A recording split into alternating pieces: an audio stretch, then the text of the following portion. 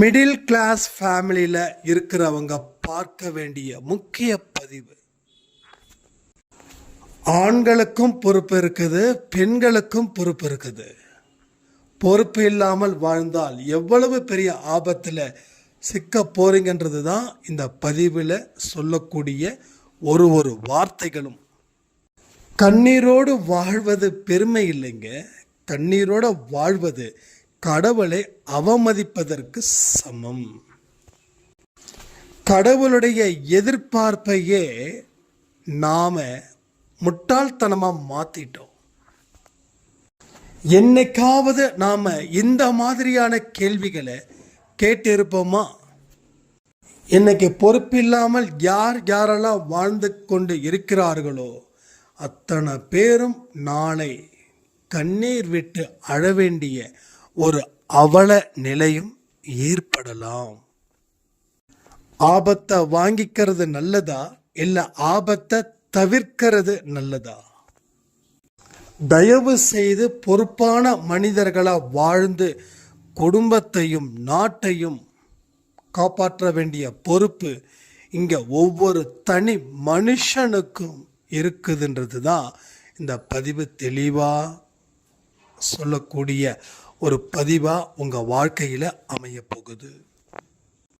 யாரெல்லாம் முழுமையா பார்ப்பீங்களோ அத்தனை பேரும் கமெண்ட் பண்ணுங்க. ஒரு பெரிய அதிசயத்தையும் அற்புதத்தையும் இந்த மாற்று எண்ணங்களின் மூலமாக உங்க வாழ்க்கையில நடக்கட்டும்னு பிரார்த்தனை பண்ணி இந்த பதிவை நான் ஆரம்பிக்கிறேன்.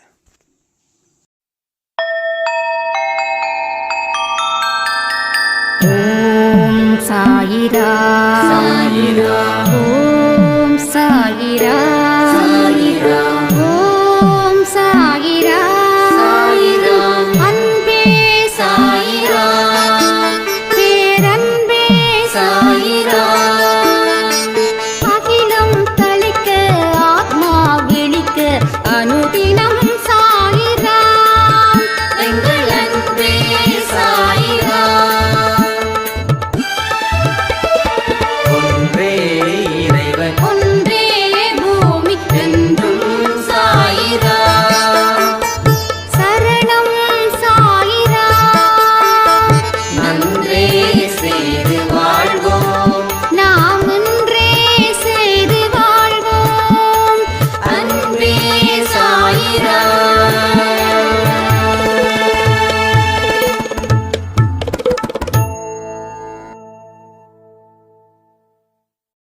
சாயிராம். என் உயிரின் உயிரானவர்களே, முதல்ல உங்களை நீங்க நம்பாம எந்த ஒரு காரியத்தை நீங்க செய்தாலும் அதுல உங்களால முழுவதுமாக வெற்றி பெற முடியாது. இதை ஏன் சொல்றேன் அப்படின்னா, ஒரு சாய்ராம்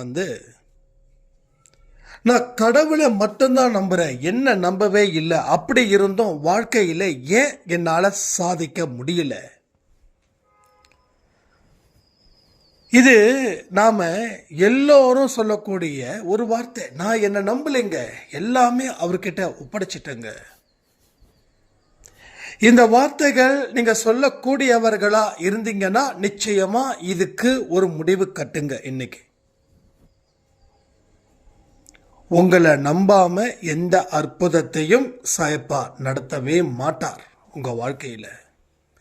நீங்க உங்களை நம்பாம, புரிஞ்சுக்கோங்க, நீங்க உங்களை நம்பாம ஒரு நொடி பொழுதும் இருந்தீங்க அப்படின்னா நிச்சயமா ஒரு விஷயம் முடிவு பண்ணிக்கோங்க, உங்களுக்கு எந்த விதத்திலும் எந்த முன்னேற்றமும் உங்க வாழ்க்கையில நடக்காது. ஏன்னா எல்லாத்துக்கும் ஒரு ஆதாரம் தேவைப்படுது. அந்த ஆதாரம் தான் உங்க வாழ்க்கைய மாற்றப் போகுதுன்ற ஒரு நம்பிக்கையை நீங்க வைங்க. நீங்க ஒரே ஒரு தடவை இந்த விஷயத்தை நீங்க மனசுல வச்சு கொஞ்சம் நம்பிக்கையை ஏற்படுத்துங்க. உங்க வாழ்க்கையில எத்தனையோ பிரச்சனைகளால மனசு வெறுத்து போயிருக்கலாம். உங்க வாழ்க்கையால எத்தனையோ துன்பங்களை நீங்க தாங்கிக்கிட்டு இருக்கிறதால, எவ்வளவோ மோசமான ஒரு சிச்சுவேஷனால உங்க வாழ்க்கையில சந்தோஷம் இல்லாம இருந்து உங்க நம்பிக்கை அழிஞ்சு போயிருக்கலாம். ஆனாலும் காரணத்தை சொல்லாம நீங்க சட்டுன்னு எழுந்துருங்க, நம்பிக்கை வைங்க. சொல்லுங்க அவர்கிட்ட, நான் இனிமே முழு நம்பிக்கையோட செயல்படுவேன்னு சொல்லுங்க. முழு நம்பிக்கையோட என் வாழ்க்கைய ஆரம்பிப்பேன்னு சொல்லுங்க. இன்னைக்கு காலையில் நம்ம பதிவு சொன்னோமே, அதில் ஒரு சாய்ராம் சொன்னாங்க, எமோஷனலால என் வாழ்க்கையில் அமைச்சிக்கிட்ட பாதையை நானே அதை காரணமாக இருந்து அந்த பாதையை அழிச்சிட்ட அந்த பதிவை, அந்த வார்த்தைகளை கேட்கும்போது என்னுடைய ஹார்ட்டே நின்றுறது போல இருந்தது. ஏன்னா அவ்வளவு ஒரு அற்புதமான வாழ்க்கையை நான் வாழ்ந்தேன். ஆனால் கூட இருக்கக்கூடிய உறவுகள் மூலமாக என்னுடைய நிம்மதியை நான் தொலைச்சேன். என்னோட அமைதி அப்படின்றது என்னன்னு தெரியாதது போல என் வாழ்க்கை மாறுச்சு. இன்னைக்கு நான் அவ்வளவு பெரிய பதவியில் இருந்த ஒரு பெண் இன்னைக்கு ஒரு சாதாரணமான ஒரு வேலையில் நான் சேர்ந்து நான் வாழ்ந்துட்டுருக்கேன். அவங்களுக்கும் இந்த பதிவின் மூலமாக ஒன்றே ஒன்று சொல்கிறேன், நடந்தது நடந்துடுச்சு. இனி நடக்க போறது நம் கையில் இருக்குது. இனி நடக்க போறது உங்க கையில் இருக்குது. நடந்தவைகள் அத்தனையும் முழு அனுபவங்களே. அந்த அனுபவம் என்ற அற்புதமான பாடத்தை நீங்க உங்க மனசுல வச்சுக்கிட்டு ஒரு அற்புதத்தை கொடுக்கக்கூடிய வாழ்க்கைய நீங்க ஆரம்பிச்சிடுங்க. உங்க வாழ்க்கை என்னைக்கும் சிறந்ததா இருக்கும். உங்க வாழ்க்கையில நீங்க கேட்ட அத்தனையும் பெறுவதற்கு உண்டான நேரமா கூட இருக்கும். அதை விட்டுட்டு வாழ்க்கையில் நான் அதை செஞ்சேன், இதை செஞ்சேன், பட் இப்படி ஆயிடுச்சேன்னு சொல்லி புலம்பிக்கிட்டு இருக்க உங்கள் வாழ்க்கையில் இருக்கக்கூடிய வாய்ப்புகளையும் நீங்கள் இழந்து விடுவீர்கள். அதே போல் இன்னொரு சாய்ராம், அவங்க மலேசியாவில் இருக்காங்க. அவங்களுடைய பாடமும் ரொம்ப வித்தியாசமானது. அவங்களும் கிட்டத்தட்ட எமோஷ்னல், 100% எமோஷ்னல். ஒரு விதமான ஒரு பார்வை அவங்களது. எப்படிப்பட்டது தெரியுமா? வாழ்க்கையில் எல்லோரும் தன்னை பணத்துக்காக பயன்படுத்துகிறாங்க.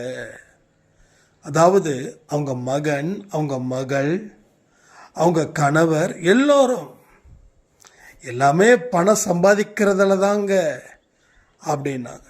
நான் ஒன்று சொன்னேன், யார் என்ன வேணாலும் சிந்திக்கட்டும், நீங்கள் உங்களுக்காக வாழுங்க. உங்கள் கடமை என்னவோ அதை நீங்கள் முன்னாடி நின்று நடத்தி மட்டும் வைங்க. யாரும் உங்களை பாராட்டணும்னு எதிர்பார்க்க வேண்டாம். சாப்பிட்டியான்னு ஒரு வார்த்தை கேட்கலையான்னு ஃபீல் பண்ண வேண்டாம். நீங்கள் 4 பேர்கிட்ட கேளுங்க சாப்பிட்டியான்னு, 40 பேர் உங்களை சாப்பிட்டியான்னு கேட்பாங்க அப்படின்னு நம்ம சொல்லியிருந்தோம். சொன்ன உடனே அந்த அம்மா எல்லாருக்கிட்டையும், அதாவது அந்த நாட்டில் இருக்கக்கூடிய அவங்க தெரிஞ்சவங்க கிட்ட நல்ல முறையில் பேச ஆரம்பிக்கும் போது இன்னைக்கு அவங்க மனசில் அவ்வளவு அமைதியும் அவ்வளவு ஆனந்தமும் இருக்குதுன்னு ஷேர் பண்ணாங்க அவங்களுடைய எக்ஸ்பீரியன்ஸு. ஸோ நாம் சில உறவுகளால் மன நிம்மதியை இழந்தது என்னமோ உண்மை. ஆனால் அந்த உறவுகள் அவங்க சந்தோஷமாக இருக்கும்போது நாம் சந்தோஷமாக இருக்கக்கூடாதா? இந்த கேள்விகளை நீங்கள் எழுப்பிட்டாவே நீங்கள் அதில் இருந்து வெளிவருவதற்கு முயற்சி பண்ணுறீங்கன்னு அர்த்தம். ஒருவேளை அந்த கேள்விக்கு பதிலாக நீங்கள் பதிலாகவே இருந்தீங்கன்னு வச்சுக்கோங்க, வாழ்க்கையில் உங்களால் எந்த விதத்திலையும் முன்னேற முடியாதுன்னு அர்த்தம். அது எந்த பதில் தெரியுமா? அவங்கெல்லாம் தப்பு பண்ணவங்க, அவங்கெல்லாம் சந்தோஷமாக இருக்கிறாங்களே, என் வாழ்க்கை இவ்வளவு மோசமாக போயிட்டு இருக்குதே அப்படின்னு நாம் ஃபீல் பண்ணுறோம் இல்லையா? அதுதான் உங்கள் பதிலாக இருந்துச்சுன்னா நீங்கள் அதில் இருந்து வெளிவர முயற்சி செய்யலைன்னு அர்த்தம். அதில் இருந்து மீண்டு வருவதற்கு கடவுள் கொடுத்த அத்தனை ஆப்பர்ச்சுனிட்டியும் நீங்க மிஸ் பண்ணிக்கிட்டு இருக்கீங்கன்னு அர்த்தம். அண்டர்ஸ்டாண்ட் ஆகுது அவங்களுக்கு சொல்றது? ஸோ இதை தான் நான் திரும்ப திரும்ப சொல்றேன். நடக்க வேண்டியவை நடந்துடுச்சு. அதை மாற்ற முடியுமா? அதை மாற்ற முடியும் அப்படின்னா இன்னைக்கு எல்லா மனுஷங்களும் அதை மாற்றிருப்பாங்க. ஆனால் மாற்ற முடியாது, யாராலையும் மாற்ற முடியாது. நாட்டில் ரொம்ப கீழே இருக்கிறவங்களாலையும் மாற்ற முடியாது, நாட்டில் உயர்ந்த இடத்துல பதவியில் இருக்கிறவங்களாலையும் மாற்ற முடியாது, கெட்டவர்களாலையும் மாற்ற முடியாது, நல்லவர்களாலையும் மாற்ற முடியாது. ஆனால் இன்னைக்கு நம்ம எதிர்காலத்தை சிறப்பாக்கணும்னா நிகழ்காலத்தில் வாழ முடியுன்ற நம்பிக்கையை மனசில் வச்சு நாம் எதிர்காலத்தில் சிறப்பான ஒரு வாழ்க்கையை வாழ முடியும். ஸோ பழைய விஷயத்தை மாற்ற முடியாது, ஆனால் வரக்கூடிய நாட்கள் எப்படி இருக்கணும்னு நாம் தீர்மானித்து அதற்குரிய வாழ்க்கை முறைகளை நாம் வாழ முடியும். ஸோ என்னை பொறுத்த வரைக்கும் ஒரே ஒரு விஷயந்தான், இங்கே எல்லோரும் சந்தோஷமாக இருக்கணும், பீஸ் ஆஃப் மைண்ட் இங்கே எல்லாருக்கும் இருக்கணும். அதற்கு அப்புறமா வெற்றிகரமான வாழ்க்கை வாழணும். முதல்ல தேவை அமைதி. நீங்கள் ஒன்றும் இல்லை, ரொம்ப ஸ்ட்ரெஸ்டாக இருக்கீங்கன்னு வச்சுக்கோங்க, ரொம்ப ரொம்ப ஸ்ட்ரெஸ், சொல்ல முடியாத அளவுக்கு கஷ்டம், யாருமே உங்களை புரிஞ்சுக்க முடியல, வருத்தம் ஜாஸ்தி ஆகுது. அப்போ நீங்க இந்த மனநிலையில இருந்தா உங்க எதிர்காலத்தை நீங்க எப்படி உருவாக்க முடியும்? எதிர்காலத்தை நீங்க எப்படி உருவாக்கிங்க தெரியுமா? இன்னைக்கு எந்த மாதிரியான ஒரு சூழ்நிலையில நீங்க இருக்கீங்களோ அதை விட மோசமான சூழ்நிலையை எதிர்காலத்தில் கொண்டு வந்து சேர்க்கறதுக்கு நீங்கள் தயாராக இருக்கிறீர்கள் அர்த்தம். ஸோ பாயிண்ட் புரிஞ்சுக்கோங்க. அப்போ உங்களுக்கு அடிப்படை தேவை என்னன்னா அமைதி. அமைதி. ஒரு சத்தமாக இருந்தால் அப்படி இருக்கும். ஒரு ஃபேக்ட்ரிக்குள்ளே போகிறீங்க, அங்கே தடா தடா தடா தடா தடான்னு சவுண்டு. அந்த இடத்துல நாம் அமைதியை எதிர்பார்க்க முடியாது. சரி, மக்கள் நடமாட்டம் இருக்கக்கூடிய இடத்துல நீங்கள் போகிறீங்க, அங்கேயும் சத்தம், அங்கேயும் அமைதியை எதிர்பார்க்க முடியாது.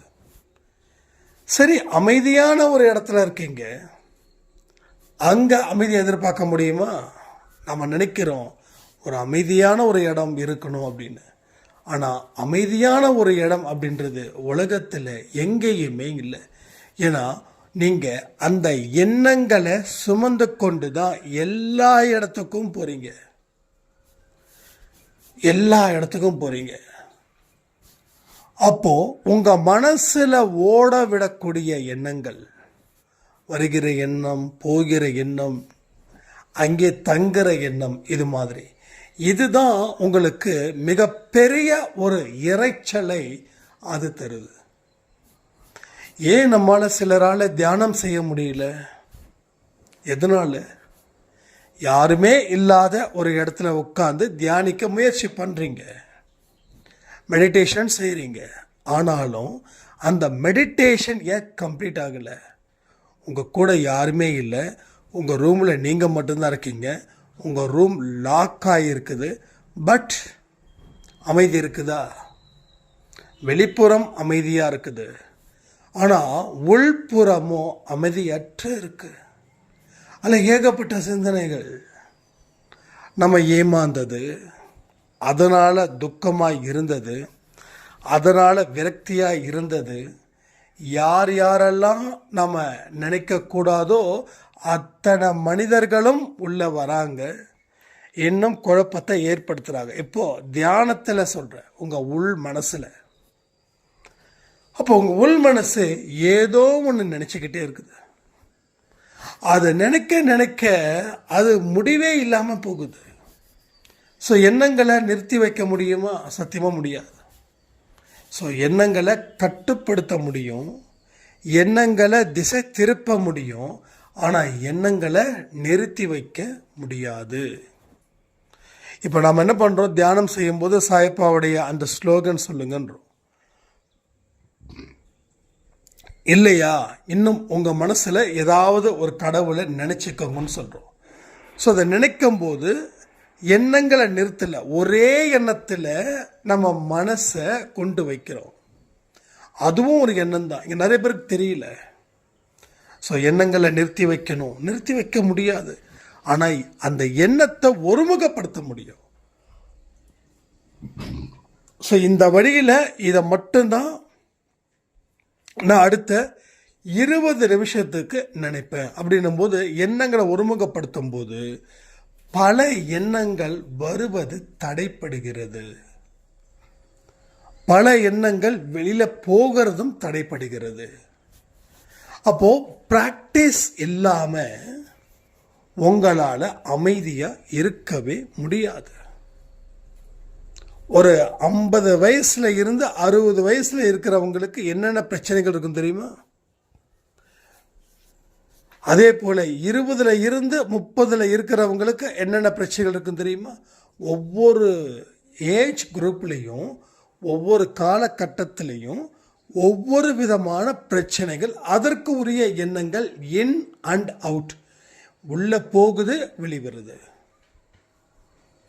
அப்போ நம்ம ஆழ் மனசுல சுய நினைவா இருக்கும் போதே பல விஷயத்தை உள்ள சுவாசிக்கிறோம்.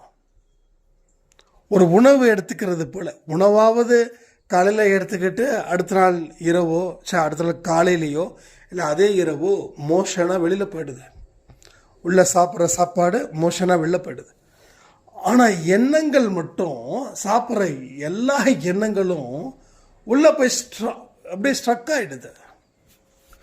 அப்போது ஏதாவது அதற்குரிய விஷயங்கள் நடந்துச்சுன்னா, ஒன்றும் இல்லை, உங்கள் வீட்டில் ஒரு 18-16 வயசில் ஒரு பையனோ பொண்ணோ இருக்காங்கன்னு வச்சுக்கோங்க. அப்போ ஏற்கனவே 16-18 வயசில் இருக்கக்கூடிய பெண்கள் காதலிக்கிறாங்க, வீட்டை எதிர்த்து கல்யாணம் பண்ணுறாங்க. அப்போது நமக்கு என்ன தோணும்? அந்த மனசில் அந்த மாதிரியான விஷயங்கள் ஆழமாக பதியும் போது நம்ம வீட்டில் இருக்கக்கூடிய குழந்தைங்களை நாம் அப்படி கற்பனை பண்ணி பார்க்குறோம். ஏன் கற்பனை பண்ணி பார்க்குறோன்னா, அந்த மெசேஜ் ஒரு எண்ணமாக நம்ம ஆழ் மனசில் படிஞ்சிருச்சு. ஒருவேளை உங்கள் குழந்தைங்க நல்லா கல்யாணம் பண்ணிட்டாங்கன்னு வச்சுக்கோங்க, உங்களுக்கு இப்போ அந்த எண்ணம் வெளியில் வராது. அப்போ என்ன ஆகுது? ஏற்கனவே தேக்கி வைக்கப்பட்ட எண்ணங்கள் அது சொசைட்டியில் வேற ஒரு ரூபத்தில் வேறு ஒரு மனுஷனுக்கு நடக்கும்போது இதையும் அதையும் நம்ம கனெக்ட் பண்ணுறோம். அப்போது அந்த எண்ணங்கள் உள்ளே இருக்கிறதால தானே. அந்த எண்ணங்கள் உள்ளே இல்லைன்னா பிரச்சனை இல்லை. இது மாதிரி பல எண்ணங்கள் நம்ம உள்ளுக்குள்ளே இருக்குது. அதான் நான் அடிக்கடி சொல்லுவேன், உங்களை நீங்கள் கேள்வி கேட்கும்போது தான் தேவையானவைகள் உள்ள வச்சுக்கிட்டு தேவையில்லாதவைகளை வெளியில் எடுப்போம். ஒன்றும் இல்லை, ஒரு 1 வீக் முன்னாடி நம்ம வீட்டை ரொம்ப சுத்தம் பண்ணோம். அப்பப்போ சுத்தம் பண்ணுறது எனக்கு ரொம்ப பிடிக்கும், எனக்கு ரொம்ப பிடிச்ச ஒரு விஷயங்கள்.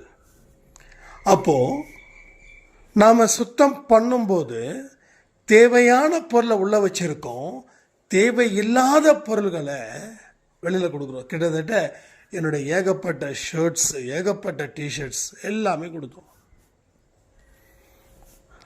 அப்போது நம்மளை நாம் சுத்தப்படுத்தும் போது தேவையானவைகள் தேவையில்லாதவைகளை நம்ம கண்டுபிடிச்சிடலாம். அதாவது கேள்விகள் மூலமாக நம்மளை சுத்தம் பண்ணும்போது, அப்போ அதற்கு உரிய நேரத்தை உங்களுக்கு நீங்கள் கொடுக்குறீங்களாங்கிறது முக்கியம். அப்போ தான் உங்களுடைய நம்பிக்கை எந்த அளவில் இருக்குது, உங்களுடைய அவநம்பிக்கை எந்த அளவில் இருக்குது அப்படின்றத நீங்கள் கெஸ் பண்ண முடியும். உங்களை பற்றி எந்த கேள்விகளும் கேட்கல அப்படின்னா எந்த பதில்களையும் பெற முடியாது. கேள்விகள் கேட்கும்போது தான் விருப்பப்பட்டவை விருப்பப்படாதவை, விருப்பப்பட்டவைகள் உண்மையிலேயே நமக்கு விருப்பமாக இருக்குதா, இல்லை விருப்பப்படாதவைகள் உண்மையிலேயே விருப்பப்படாதவைகளாக இருக்குதான்னு இந்த மாதிரி நீங்கள் ரொம்ப டீப் அனலைஸ் பண்ணும்போது விருப்பப்பட்டது விருப்பப்படாததாகவும் விருப்பப்படாதது விருப்பம் உள்ளதாகவும் மாறும். உங்கள் வாழ்க்கையில் நீங்கள் ஒரு கேமாக நினச்சி பாருங்களேன், நிறைய விஷயங்கள் உங்களுக்கு பிடிபடும். நம்ம என்றைக்குமே நாம் நம்மளை ஃபாலோ பண்ணுறது இல்லை, நம்ம பிறரை ஃபாலோ பண்ணி பழகிட்டோம். அவன் என்ன சொல்கிறான், இவன் என்ன சொல்கிறான், நீ என்ன சொல்கிற அது தெரியாது. அவன் அதை சொன்னான், இவன் இதை சொன்னான், அவனுங்க 2 பேரும் என்ன சொன்னானோ அதை நான் சேர்ந்து சொல்லுவேன். இப்போ உனக்குன்னு இருக்கக்கூடிய விஷயம் என்னப்பா, அது இல்லை. இப்படி தான் பல பேரோட வாழ்க்கை போகுது. நான் என்ன சொல்கிறேன், எல்லா சொல்கிறதையும் கேட்டுக்கோங்க. அதை நீங்கள் உங்கள் மனசில் இருந்து அதை முழுவதும் ஆராய்ந்து அதற்கு பின்னாடி நீங்கள் முடிவு பண்ணுங்க. எல்லாரும் சொல்றதையும் ஏற்றுக்கணுன்ற அவசியமே இல்லை. எல்லாரும் சொல்றதையும் ஏற்றுக்கிறேன் அப்படின்னா உங்கள் வாழ்க்கையில் அத்தனையும் உங்களுக்கு லாஸாக வந்து சேரும். அப்போ இதை கேட்காம இருந்ததால உங்கள் வாழ்க்கையில் நீங்கள் யார், எந்த இடத்துல இப்போ இருக்கீங்க, இனி வரக்கூடிய நல்லது என்ன, வரக்கூடிய கெட்டது என்ன, இதை கேட்காம இருக்கிறதால தான் உங்கள் வாழ்க்கையில் எதையுமே உங்களால் புரிஞ்சிக்கவே முடியல. நீங்கள் அடிக்கடி சொல்லுவீங்களா ஒரு வார்த்தை, என்னை யாரும் புரிஞ்சிக்க மாட்டேன்றாங்க அப்படின்னு. யாரெல்லாம் அந்த மாதிரி வார்த்தைகளை அடிக்கடி பயன்படுத்துகிறீங்கன்றத கமெண்ட் பண்ணுறீங்களா? இப்போ நான் உங்ககிட்ட ஒன்று சொல்கிறேன், உங்களை நீங்கள் புரிஞ்சிக்க முடியுதா? உங்களை நீங்கள் புரிஞ்சுக்கிட்டீங்க அப்படின்னா இந்த கேள்வியை வேறு எந்த மனுஷங்கிட்டையும் டெஃபினட்டாக உங்களால் கேட்கவே முடியாது. நாம் புரிஞ்சிக்க முடியாமல் இருக்கிறதால தான் நாம் சில விஷயங்கள் வெளியில் செய்கிறதால அவங்களுக்கு நம்ம மேலே ஒரு விதமான காழ்ப்புணர்ச்சி ஏற்படுகிறது. அப்போ உங்களை நீங்கள் புரிஞ்சுக்கிட்டா நீங்கள் செய்யக்கூடிய செயல்கள் எப்படிப்பட்டதுன்றத நீங்கள் தெரிஞ்சுக்கலாம்.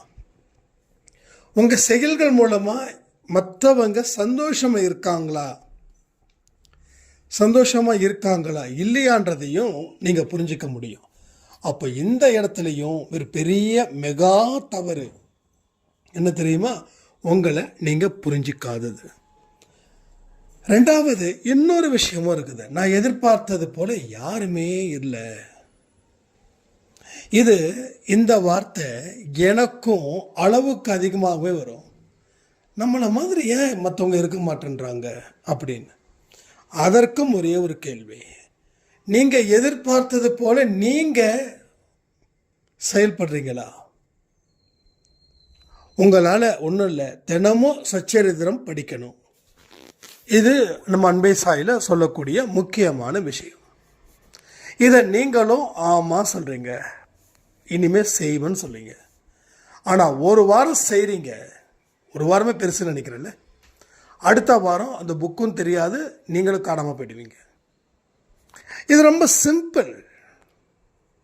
அப்போது நீங்களே உங்களுடைய எதிர்பார்ப்பை நிறைவேற்ற முடியாதப்போ மற்றவர்களுக்கு குறை சொல்வது தப்பா இல்லையா?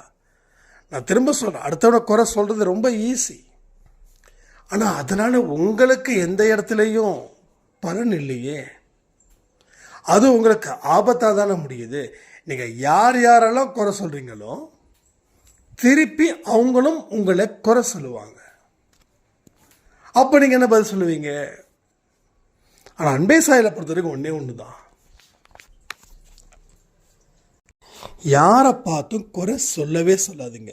யாராவது உங்களை குறை சொன்னாங்கன்னா நீங்கள் அதற்கு பதிலே கொடுக்காம கடந்து போயிடுங்க. கடந்து போயிட்டாவே பாதி முக்காவாசி முழு பிரச்சனையும் தீர்த்தது போல. அப்படி போயிடுங்க. திருப்பி திருப்பி ஒரு விஷயத்த மென்னுக்கிட்டே இருக்கக்கூடாது. ஏன்னா நம்ம மாடு இல்லை, மனுஷன். ஏன் மாடையும் மனுஷனையும் சொல்கிறேன் அப்படின்னா, இந்த மாடு என்ன பண்ணும், அசை போட்டது திரும்ப திரும்ப திரும்ப அசை போடும். அது மாடு, அதோட தன்மை அப்படி. ஆனால் நாம் மனுஷங்க, நாம் அசை போட வேண்டிய அவசியமே இல்லை. ஏன்னா நமக்குன்னு இருக்கக்கூடிய வேலைகள் அளவுக்கு அதிகமாக இருக்குது. நானாக ஓப்பனாக சொல்லணும்னா 5 வருஷத்தை நான் வீணாக்கினேன். 5 years. அதை நான் ரெக்கவரி பண்ணுறது தான் ஓடிட்டுருக்கேன். எனக்கு பணம் சம்பாதிக்கணும், புகழ் அடையணும் அப்படின்ற ஒரு லட்சியமும் நோக்கமும் சத்தியமாக கிடையாது. இங்கே யார் மேலே வேணாலும் நான் ப்ராமிஸ் பண்ணுவேன். எனக்கு தேவையானதுக்கு மட்டும் இருந்ததுன்னா போதும் தான் நினைப்பேன் நான். ஆனால் காலத்தை நான் வீணாக்கினேன். 5 years நான் வீணாக்கினேன். அதுக்கு கடவுள்கிட்ட மன்னிப்பை கேட்டு அந்த பயணத்தை இன்னும் ஜாஸ்தி பண்ணுறேன். ஆனால் எனக்குள்ள ஒரு ஃபீல் என்ன தெரியுமா, நான் 5 வருஷத்தை வீணாக்கினேன். அந்த 2 வருஷத்தை நான் எடுத்துட்ட மாதிரியும் இனி 3 வருஷம் மட்டும்தான் அதை நான் சரி பண்ணணுன்றது போலவும் தோணுது. ஏன்னா எனக்குள்ள நான் எழுப்பப்பட்ட கேள்விகள் அது போல.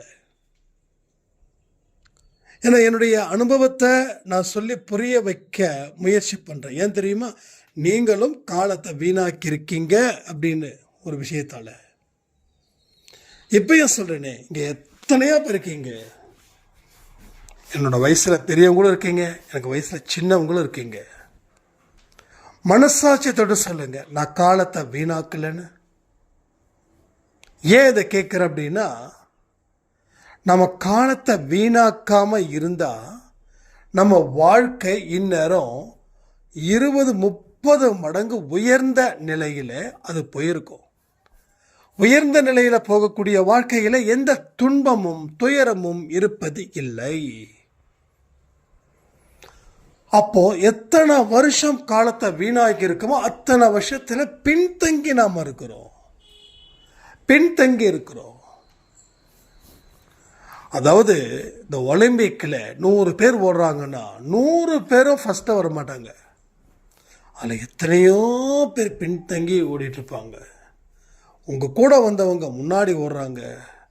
நம்ம ஓடணும்னு முயற்சி பண்ணாலும் நம்மளால் ஓட முடியல.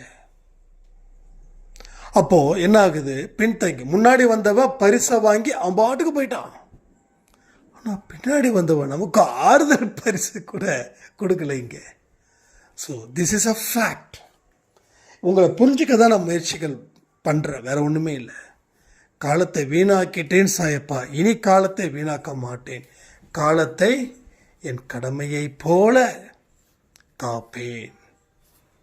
ஸோ டைமிங்கை மட்டும் சரியாக யூஸ் பண்ணுங்க. அந்த டைம் உங்களை சரியான இடத்துல கொண்டு வந்து சேர்க்கும். நமக்காக எதுவும் காத்திருக்காது. நம்ம ஒரு ஊருக்கு போகிறோம் அப்படின்னா நம்ம சொந்த காருன்னா அது பிரச்சனை இல்லை. ஒரு ட்ரெயின்லேயோ ஃப்ளைட்லேயோ பஸ்லேயோ போகிறோன்னா அந்த நேரத்துக்கு முன்னாடியே நம்ம அங்கே போய் சேரணும், இல்லைன்னா ட்ரெயினை நம்ம விட்டுருவோம்.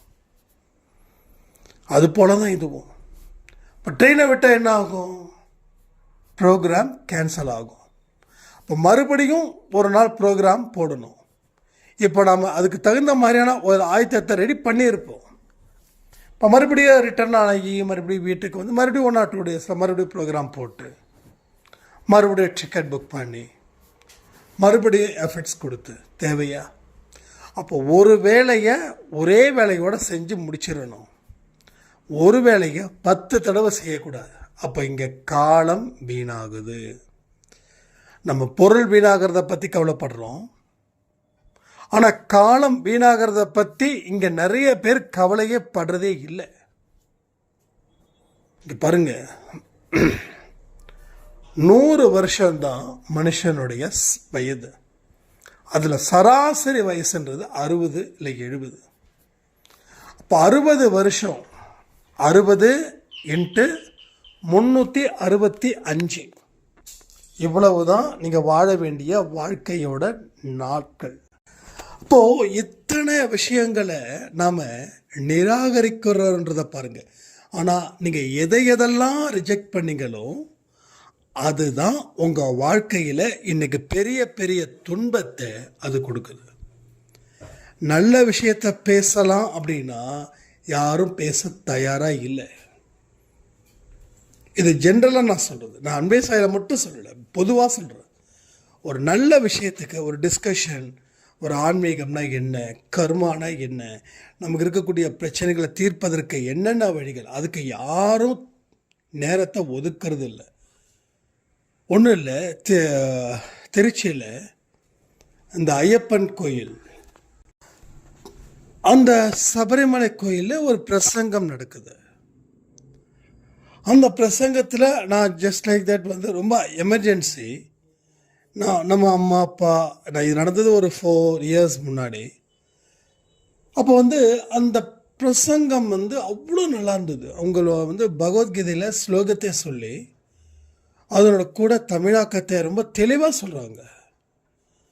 அது கேட்க கேட்க நமக்கு ரொம்ப ஆர்வமாக இருந்தது. எனக்கு அங்கேயே அந்த பிரசங்கத்தை முடிக்கணும் அப்படின்னு சொல்லி எனக்கு ரொம்ப ஆசை. பட் கூட வந்தவங்க என்ன சொன்னாங்கன்னா, அதுக்குள்ளேவா உனக்கு வயசாகிடுச்சு, இதெல்லாம் நீ கேட்கணும் அப்படின்றாங்க.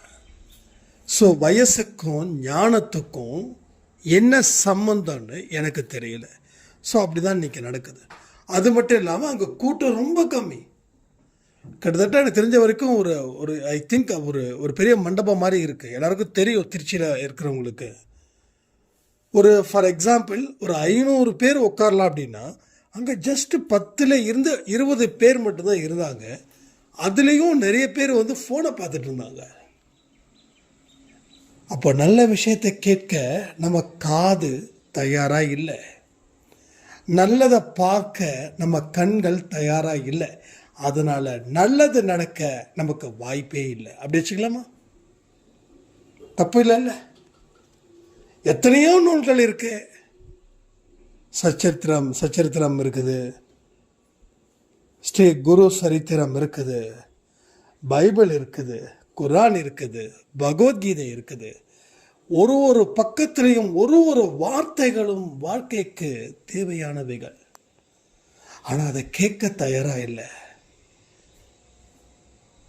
நாம் நடிகர்களை பற்றி பார்க்குறோம், நடிகைகளை பற்றி பார்க்குறோம், கிசுகளை பார்க்குறோம், அப்படியானு கேட்குறோம், அதுவானு பார்க்குறோம். ஸோ இதில் தான் நம்மளுடைய எண்ணம் போகுது. அப்போது ஏன் இதில் எண்ணம் போகுதுன்னா, அந்த மாதிரி எண்ணங்கள் தானே உள்ளே தங்கி இருக்குது. அப்போது உங்ககிட்ட நீங்கள் சுய பரிசோதனை செய்ய ஆரம்பிச்சிட்டிங்கன்னா, அப்போ என்ன பார்க்கணும், நம்ம இது வரைக்கும் என்ன பார்த்தோம், என்ன கேட்கணும், இது வரைக்கும் என்ன கேட்டோம் அப்படின்ற ஒரு புரிதல் உங்களுக்கு வருமா வராதா? ஸோ இது எல்லாத்தையும் கம்பைன் பண்ணுங்க. உங்கள் வாழ்க்கையில் எல்லாத்தையும் கம்பைன் பண்ணுங்க. இப்போ கம்பைன் பண்ணும்போது ஒரு நல்ல ஸ்ட்ரென்த்து உங்களுக்கு கிடைக்கும். ஒரு வாழ்க்கையில் வாழணும் அப்படின்ற ஒரு ஆசை உங்களுக்குள்ள வரும். கடவுளுக்கு எவ்வளவு நம்ம மேலே ஒரு நம்பிக்கை இருக்குதுன்றது புரிய வரும். கடவுள் நம்மளை எந்த நம்பிக்கையில் படைச்சார், நாம் அந்த மாதிரியான வாழ்க்கையை தான் வாழ்ந்துக்கிட்டு இருக்கோமா இந்த நொடி வரைக்கும் அப்படின்னு நமக்கு ஒரு உணர்வு வரும். அந்த உணர்வு நம்ம கன்னத்தை அரையிறது போலவே இருக்கும். ஏன் சொல்லுங்க? கடவுள் உன்னை நம்பினாரு, அதுக்காக உன்னை படைச்சாரு. ஆனால் நீ வாழ்க்கையில் விரக்தியாகவே பேசிக்கிட்டு இருக்க, வம்புக்காகவே பேசிகிட்டு இருக்க. நீ என்ன பேசணுமோ அதை நீ பேசுறியா, இல்லை எமோஷனலாக நீ கத்துறியா? அதாவது சத்தம் அப்படின்றது புரிதலோடு இருக்கக்கூடிய சத்தமும் இருக்குது, புரிதலே இல்லாத ஒரு சத்தமும் இருக்குது. ஆனால் இங்கே புரிதலே இல்லாத ஒரு சத்தம் தான் இங்கே அதிகரிக்குது. ஸோ ஒரு மனுஷன் இங்கே தான் அவன் பலகீனத்தால் அவன் வாழ்க்கையில் எல்லாத்தையும் நாசம் பண்ணுறான். ஒரு மதம் பிடிச்ச யானை எப்படி இருக்கிற எல்லா பொருளையும் நாசம் பண்ணுதோ, எதிரில் இருக்கிறவனை சாகடிக்குதோ, அதுபோல் நம்ம மனசில் அமைதி இல்லாமல் இருக்கும்போது அந்த மதம் பிடித்த யானையை விட 1000 மடங்கு நம்ம எல்லாத்தையும் நாசம் செய்கிறோம். யானைக்கும் யானை பாகனுக்கும் இருக்கக்கூடிய அஃபெக்ஷன் தெரியுமா? இங்கே யாருக்காவது? திருச்சியில் ஸ்ரீரங்கத்தில் கோயிலில் அந்த யானைக்கு திடீர்னு மதம் பிடிச்சிடுச்சு.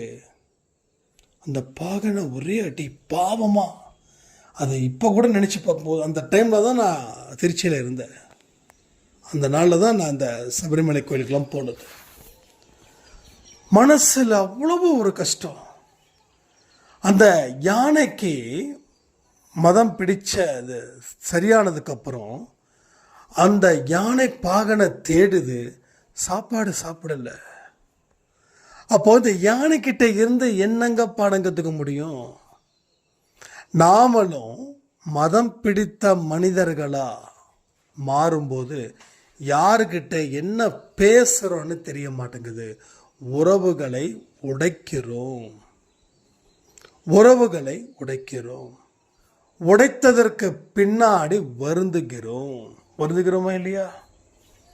எத்தனையோ பேர் ஐயோ என் கணவன் நல்ல மனுஷங்க, நீ காலையில் கூட சொல்லியிருந்தேன்னு நினைக்கிறேன், நல்ல மனுஷங்க, அவரோட பேசி பேசி பேசி மனசை காயப்படுத்தி என்னை விட்டுட்டு போயிட்டாருன்றதை நம்ம நிறைய பதிவில் பார்த்துருக்கோம்.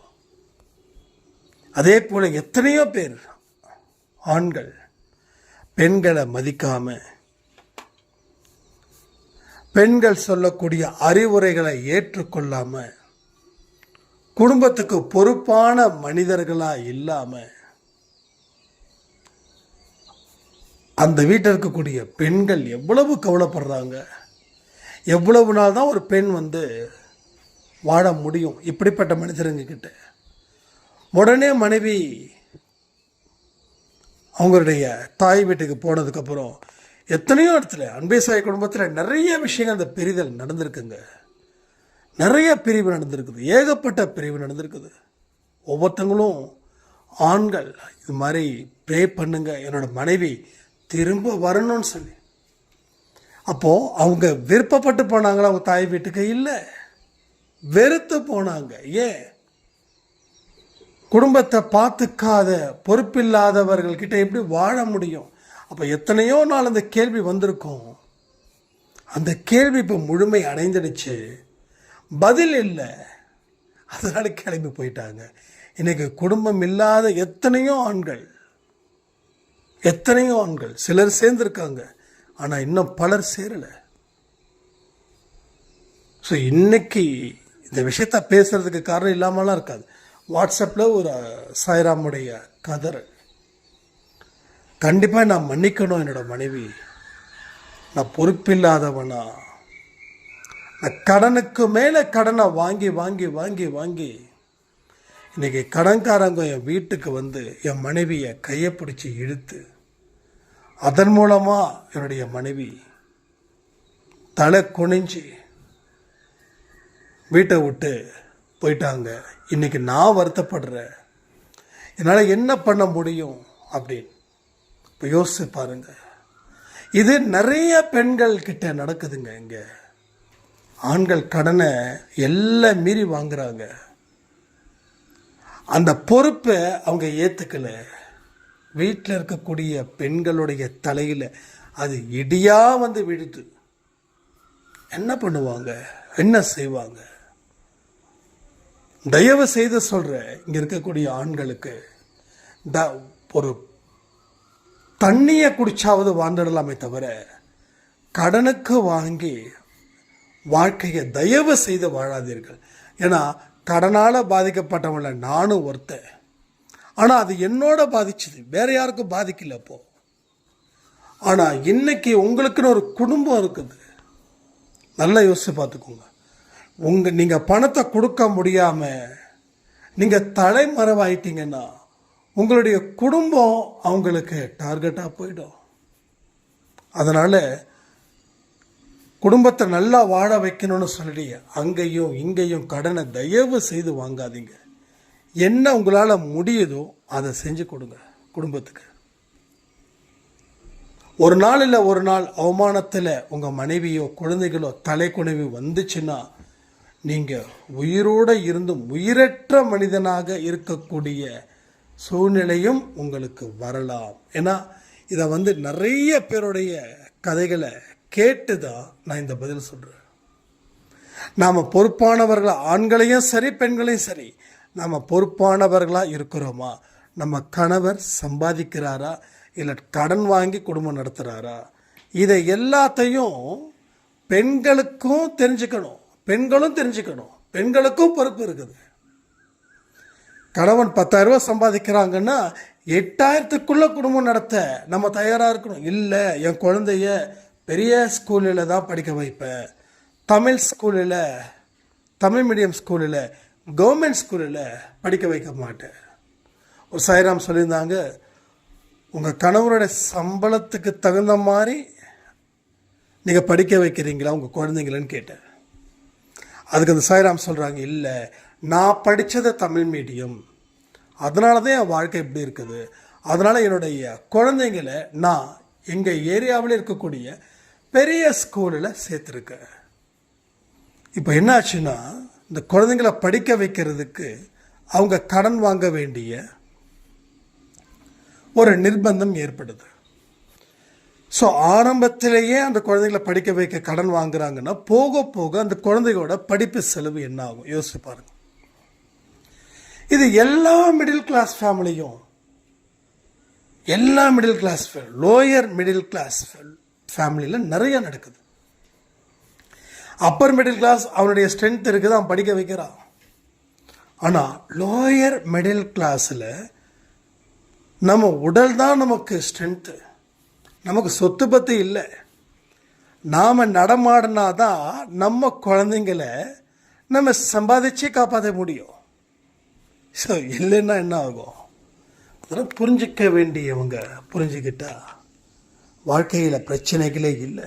அதனால தான் திரும்ப திரும்ப சொல்கிறேன், வாழ்வதற்கு அடிப்படையான தகுதிகள் நாம் தவற விட்டுட்டோம். அந்த தகுதிகளை தேடி கண்டுபிடிங்க, வாழ்க்கையை வாழலான்னு சொல்லி இந்த பதிவை நான் முடிக்கிறேன். ஜெய் சாய்ராம்.